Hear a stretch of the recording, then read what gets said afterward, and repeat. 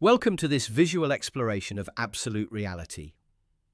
In this presentation, we move beyond the usual idea of spiritual progress as a search for special experiences. Instead, we follow a practical framework that points toward a quieter, more natural state, where awareness is no longer divided by effort, expectation, or struggle.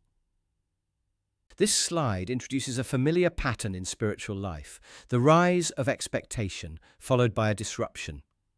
The graph suggests that we often imagine awakening as an upward climb, but the quote reminds us not to cling to blissful states. The real question is not how to stay at the top, but what lies beyond the experience itself. Here the message becomes more precise. The slide explains that the one who seems to experience and the experience itself are not two separate things. They are presented as two sides of a single temporary thought, which means that when the thought fades, the sense of a separate experiencer fades with it. This slide connects spiritual experience to the body and the nervous system.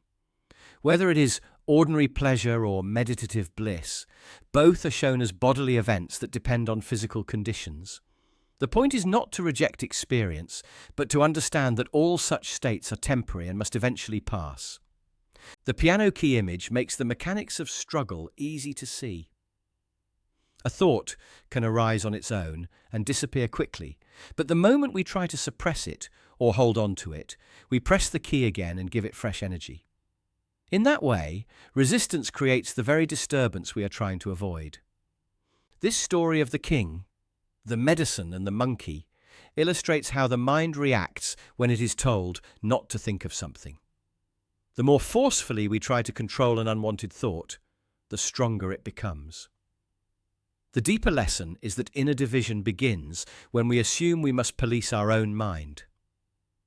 The paradox of effort is shown clearly here. When consciousness is tangled in self-monitoring, it creates more tension and more contradiction. But when there is a kind of effortless alertness, thoughts can come and go without becoming a problem. And that openness is presented as the doorway to samadhi. This slide contrasts two ways of knowing.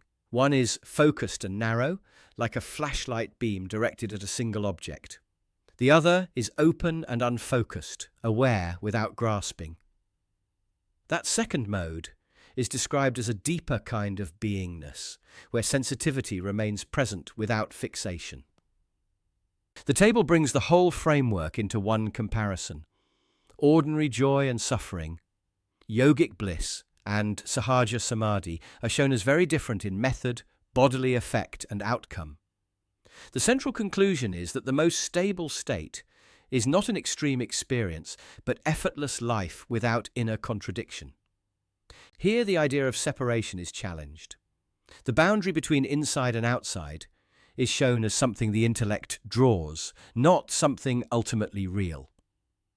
Instead of forcing a mystical fusion, the slide suggests that oneness appears when the artificial line dissolves, and non-duality is recognized as the natural condition. This framework ties everything together by distinguishing Saithiei and Chi-eth.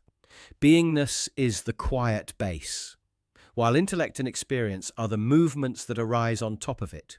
When these are no longer in conflict, life becomes Chithanantham, or an endless, effortless flow without self-contradiction. The final slide brings the journey to a close. The search for dramatic spiritual events gives way to something simpler and more profound, coming home.